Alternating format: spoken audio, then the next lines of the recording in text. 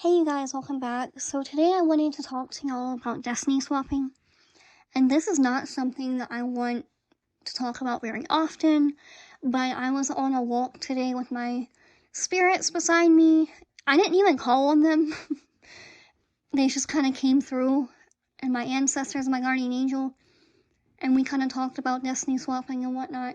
And they wanted me to relay the message, okay? And I don't like talking about this often because it attracts predators.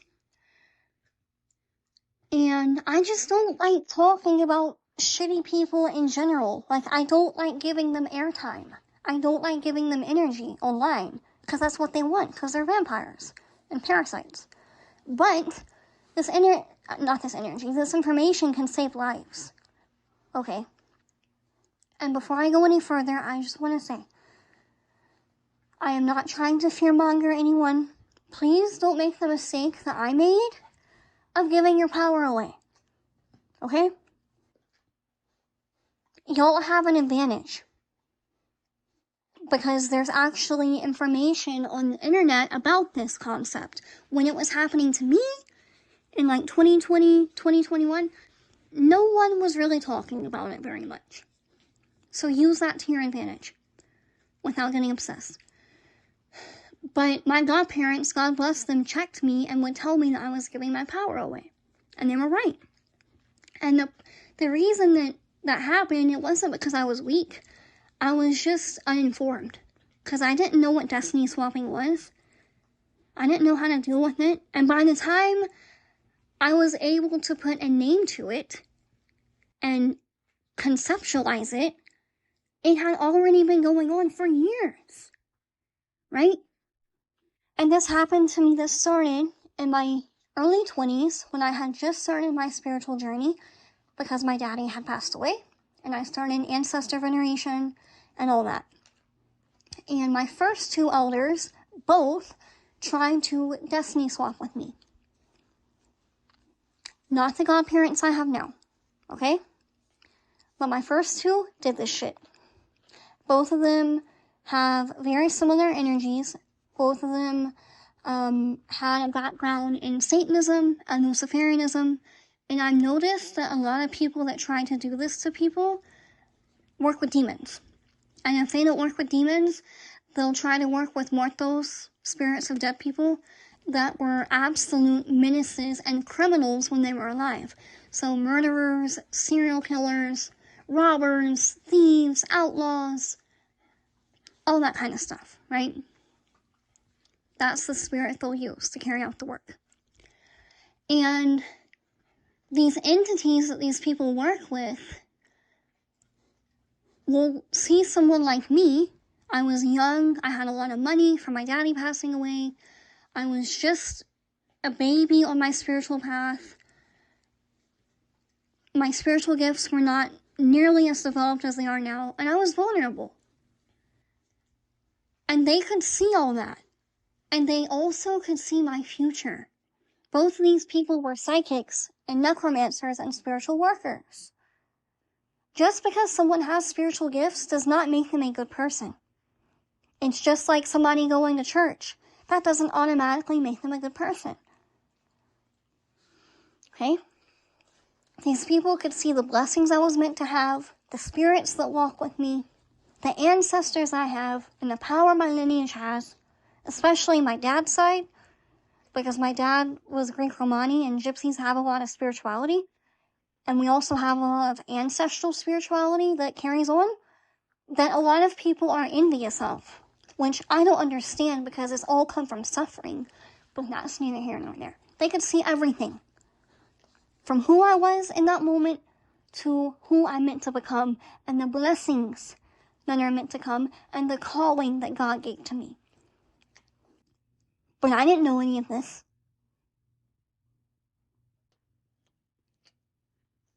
So they tried to take it. And they tried to cut me down when I was young. And that's what these people do. These entities will tell them if you can destabilize her or even unalive her with magic, I'll give you her blessings. You'll get her destiny and her calling and her path. And they fall for it. And my spirits made the best analogy earlier. They said when these people that try to destiny swap listen to those lower level energies that are telling them that this will happen, that's like trusting a murderer or a serial killer to be your accountant or your investment banker. They unalived an innocent person and you're trying to trust them with their money? What makes you think they're not going to steal from you?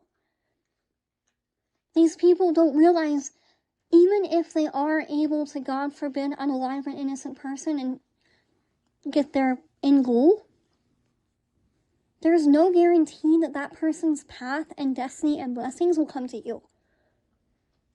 Because you didn't create it. You are not God.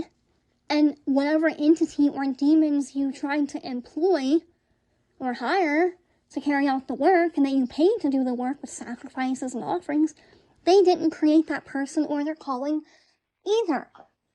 Especially if you're someone like me. Like, my blessings come from God and the good spirits and the divine. Not lower level nasty energies. No. So it's just an energetic mismatch. So they do all this work with no guarantee that they'll get that person's blessings. But they still try.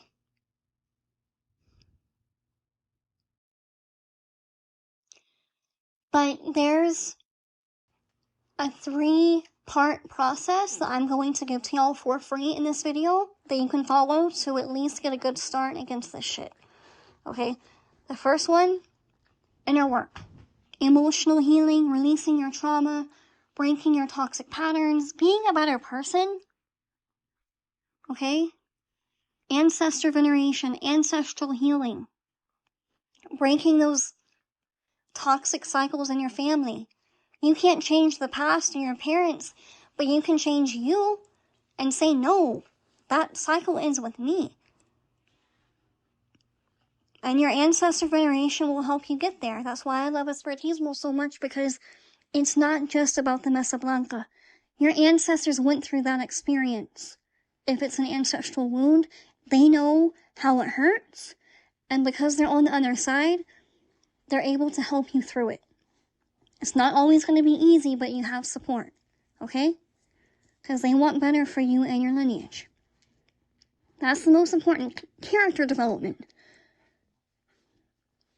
Evolving as a soul, basically. Number 2, consistent spiritual work.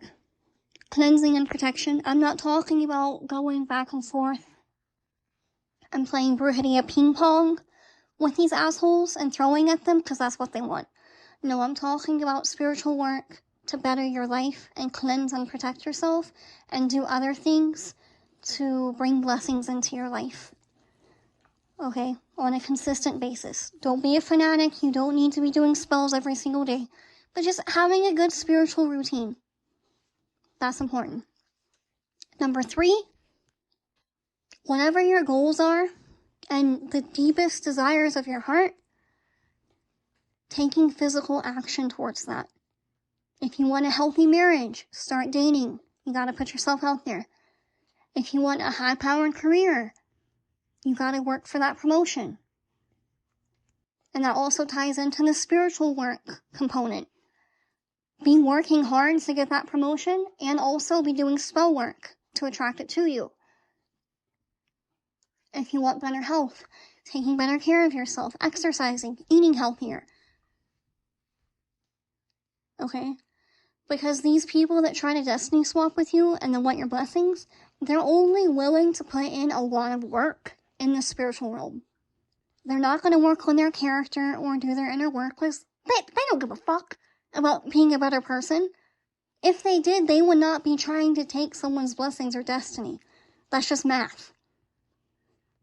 And then for number 3, the hard work in the physical realm, they don't like doing that either. And God, trust and believe, God sees your hard work. Your ancestors see your hard work. And I finally got to a path, and I say this in the most humble way, but I thought to myself, I laughed. I said, these people have wanted my blessings and my calling for years. Even if they got it, they wouldn't even know what the fuck to do with it. Because they didn't put in the work to get it. How can you know how to hold something and maintain it if you don't know all the intricate steps it took to get there and build it in the first place?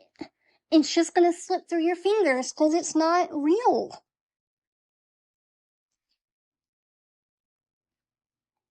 You know? But they do it anyway. Those are the 3 main things. And number 4 is also very important that Spirit wanted me to add.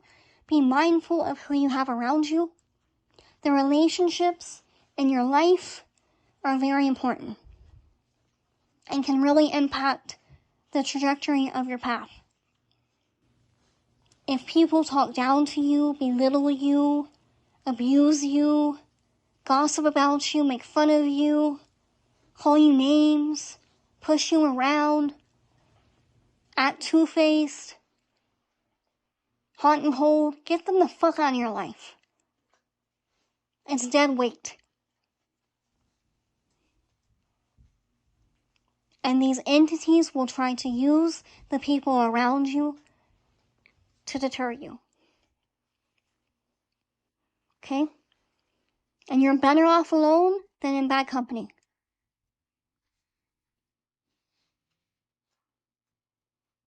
And it's much more complex than everything that I've told y'all so far. But I've dealt with this firsthand. And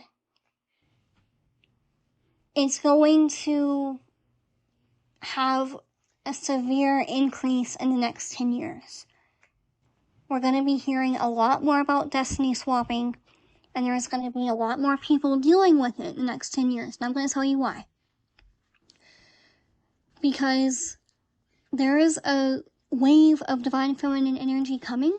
It's already started. It's going to ramp up in the next 6 months. But this cycle will go like the next 10 years at least. A lot more women are going to become witches and spiritual and do ancestor work, ancestor veneration, witchcraft, goddess worship, all that kind of stuff. Connecting to their higher self, connecting to the divine feminine current, all that kind of stuff, right? Which is amazing. Like when my spirits gave me that download, I was so excited. And I'm like, yay, more witches! But then they were like, but there's a flip side to that. The toxic masculine and also a little bit of the wounded, manipulative feminine, they're going to see that. And so they're going to try to match that as another way to control or try to destroy the feminine, the divine feminine. Because if you notice, throughout history, many times, anything that has been given to women or created by women, the toxic masculine and wounded feminine, they take it and they try to manipulate it and use it for their own selfish gain. Witchcraft is a perfect example. If y'all think it's only women that can or do practice witchcraft, you are severely mistaken. I know there is a lot of talk about women doing amares, trying to dominate and control men. That does happen, but men do it too. And these predators that do destiny swapping, they use the playbook of abusers. All the different tactics. And spiritual abuse is just as abusive as anyone else. One of these people that tried to do this shit to me, like I said, was my elder at one point. He, I can tell you, was and is abusive. Thank God he never got to put his hands on me, because he knew I called the cops. And that would be that. He got close a few times, but about 3 years later, he got locked up for domestic violence charges, cruelty to children, and also terroristic threats, a felony.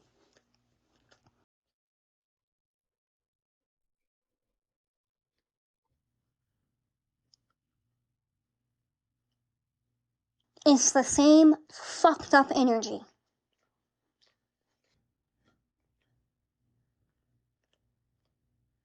And I've gone through everything that I'm speaking to you all about. But I'm also proof that you can fucking live through it. And my soul had a lot of lessons to learn. It was not bad karma, and it was not punishment. It was spirit saying, tighten up your boundaries, ask your spirits and your higher self and God before you make major decisions. And other things that I had to learn that I didn't know or understand or embody prior to this experience.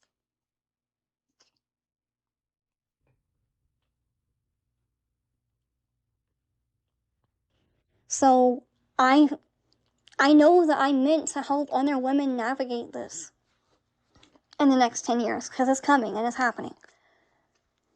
It's really been happening since 2020, but it's going to increase for a lot of different reasons. But the best thing you can do is just focus on yourself. Don't worry about this other person. I don't care if they send 20 spirits to you in 24 hours. I don't care. It doesn't matter. Call in your spiritual court, send up that Bovada, and take care of your spirits. And if necessary, get yourself a good elder, okay?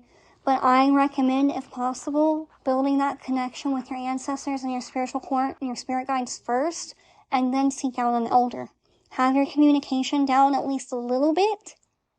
That way, when you come across an elder and you start to vibe with them, you can ask them. Ask your spirits if they give their blessing.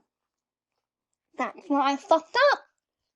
And it bit me in the ass. Okay? So do your research on the elders that you want to, bring into your life. Make sure they're reputable. And make sure that they live good, decent lives. Okay? Let me tell you something. I'm going to tell you what my daddy told me. When it comes to elders, if they have charges of non-violent crimes, it's not ideal, but it's better than violent crimes. Okay? But if someone has an abusive history, or stealing large sums of money, like $20,000, $30,000, $100,000 from people, do not let them into your life. That's a hardened criminal. Okay? Use discernment. Do background checks. It costs like $5. It's worth it. And get one of those background checks that checks not only the state that they currently live in, but the entire damn country. Okay?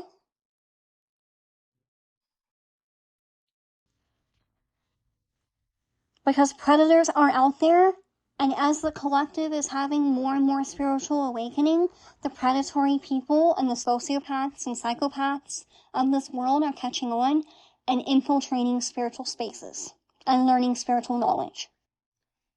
So you have to stay 10 steps ahead. Okay? I hope this helps someone. It gets so much deeper than this, and if you want deeper insight, you can book a session with me. But, it's nothing to be afraid of, and usually it's just the divine trying to get you to be devoted to your path.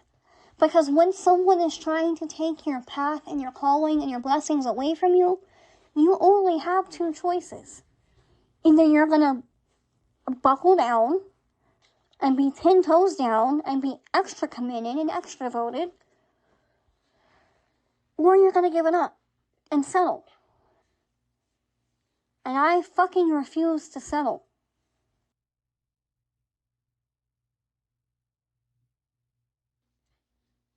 And guess what? The people that did this shit to me, what did they gain?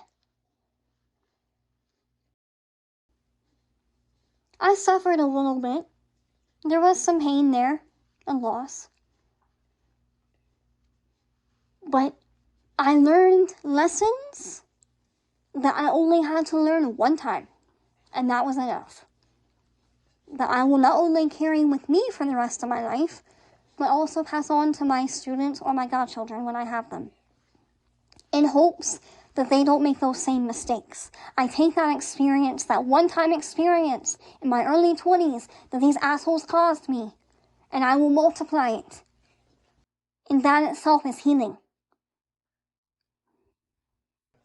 And I also, throughout this whole fucked up experience I went through with these assholes, I gained the trust of God and my guardian angel, my higher self, and my spirits, and my ancestors, because they saw how fucking ruthlessly committed to my path that I was. Just as these fucking cunts. Ooh, Nikki's getting mad. She brought out the C word. I'm gonna get censored. Oh well. Just as committed to trying to destroy me and take my blessings and my path as these people were, I eventually became equally, if not more, as fiercely devoted to my goals and my dreams.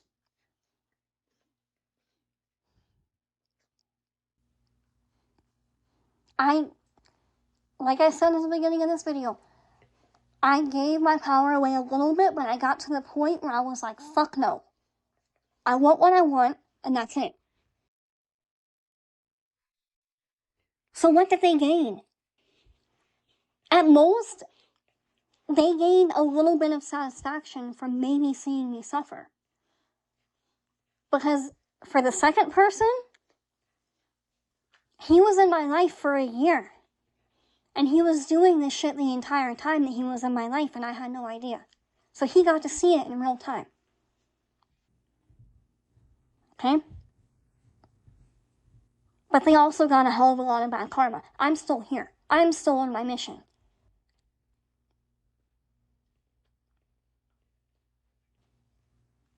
So it goes back to the old saying.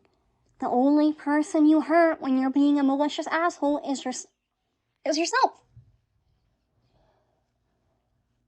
Even if you are able to unalive someone through magic in hopes of getting their destiny and their blessings, there is no fucking guarantee that when their heart stops beating, all those blessings and their calling and their path and dreams automatically go to you. There's no guarantee. You're just fucking yourself over.